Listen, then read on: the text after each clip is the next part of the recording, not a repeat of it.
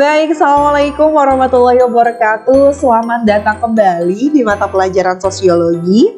Alhamdulillah pada kesempatan ini Bunda akan memberikan materi yang baru. Kalau kemarin kita sudah membahas tentang kelompok sosial, saatnya kita beralih ke materi yang baru, yaitu permasalahan sosial. Kalian punya masalah nggak? Bunda sih banyak.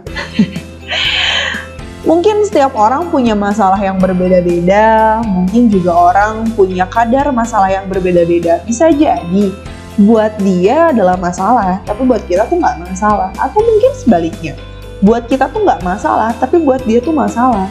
Jadi sebenarnya masalah itu apa sih? Kayaknya kita pusing banget ya sama masalah.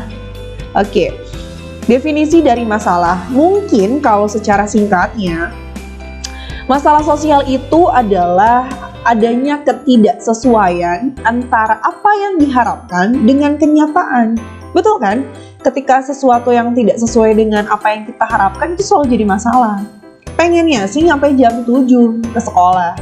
Tapi ternyata karena malamnya habis begadang nonton drakor dan itu menyebabkan aku kesiangan ke sekolah dan sampai akhirnya aku di wall sit sama Yanda Bunda di sekolah, itu jadi masalah. Ya kan, yang harusnya aku nyampe sekolah itu bisa sarapan pagi, misalkan karena nggak sempat di rumah, malah justru nggak sempat, jadi langsung masuk pembelajaran pertama. Ya, contohnya demikian.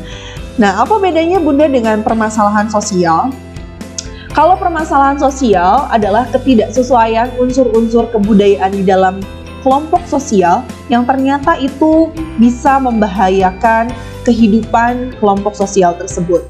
Ya, faktornya apa aja sih yang menyebabkan lahirnya permasalahan sosial? Yang pertama, adanya perilaku menyimpang yang ada di masyarakat. Kemudian adanya pengangguran dan pembatasan sumber daya alam. Kemudian juga adanya berkurang dan bertambahnya jumlah penduduk. Serta mungkin yang lebih spesifik, banyak faktor yang mempengaruhi permasalahan sosial. Yang pertama adalah faktor ekonomi. Mungkin dalam aspek pemenuhan kebutuhan, baik itu sandang, pangan, papan, itu kurang terpenuhi, sehingga mungkin menimbulkan masalah yang baru. Contoh, kriminalitas, pencurian, perampokan, bahkan sampai ke pembunuhan. Atau faktor biologis. Salah satu contohnya adalah adanya wabah ya, yang sekarang sedang kita alami, pandemi Corona atau COVID-19 yang ternyata itu menimbulkan gangguan kesehatan bagi masyarakat di seluruh dunia. Bahkan akibat COVID-19 ini banyak masalah yang terjadi, banyak yang di PHK, kemudian menjadi pengangguran. Akibat pengangguran menghalalkan segala cara untuk bisa menghidupi kebutuhan ekonomi. Ya. Kemudian yang selanjutnya adalah faktor psikologis. Artinya memang di sini ada gangguan mental dan syaraf. Bisa jadi itu gangguannya secara pribadi kan, Bun? Iya, tetapi bisa jadi permasalahan sosial tatkala misalkan orang yang punya gangguan jiwa justru meresahkan di masyarakat karena perilakunya. Orang yang gangguan mentalnya misalkan sering tiba-tiba membuat kerusuhan, itu malah justru mengganggu aktivitas masyarakat. Dan yang terakhir adalah faktor kebudayaan. Maksudnya faktor kebudayaan itu adalah di mana memang adanya perbedaan kebudayaan atau adanya perbedaan di dalam memandang suatu kebiasaan antara masyarakat satu dengan masyarakat yang lainnya. Contohnya mungkin kalau di negara kita dianggap suatu hal yang sangat wajar ketika menerima dengan tangan kanan, malah justru sangat disarankan begitu ya. Tetapi akan menjadi suatu permasalahan ketika memang kita tidak sopan terhadap orang yang lebih tua begitu, karena punya sudut pandang, kebiasaan dan budaya yang berbeda. Dan yang terakhir adalah faktor kebudayaan. Artinya di sini yang menjadi permasalahan sosial, kenapa bisa menyebabkan begitu ya? Karena memang adanya perbedaan cara pandang tentang suatu kebiasaan, adat keistiadatan begitu ya.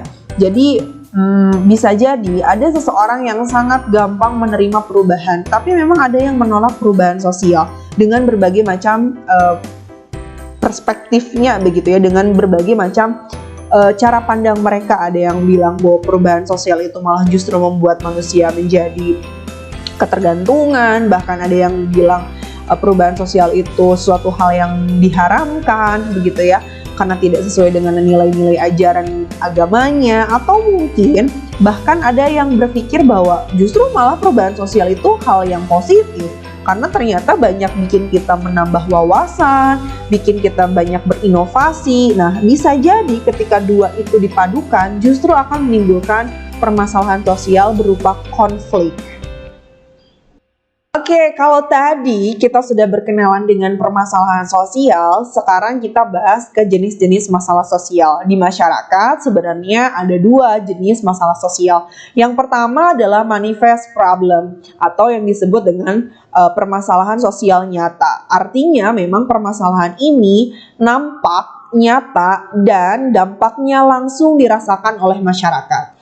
Contohnya adalah kemacetan. Kemacetan merupakan salah satu bentuk permasalahan sosial nyata. Kenapa? Karena dari situ dampaknya dirasakan langsung oleh masyarakat begitu ya. Kemacetan itu kan lahir gara-gara infrastrukturnya tidak diimbangi dengan jumlah kendaraan yang ada di masyarakat, sehingga lahirlah kemacetan. Kalian tahu sendiri kalau udah macet itu keluh kesah, pokoknya segala macam aja ya.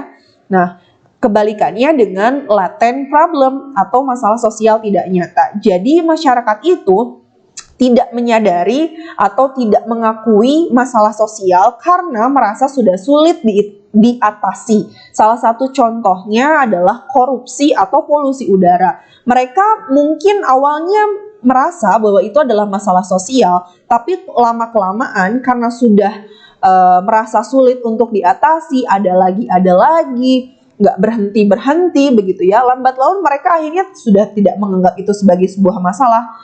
Paling juga pejabat itu mah korupsi, pasti selalu seperti itu ya, karena mereka sudah merasa bahwa ini mah bakal susah buat diatasi, sehingga itu termasuk ke dalam latent problem.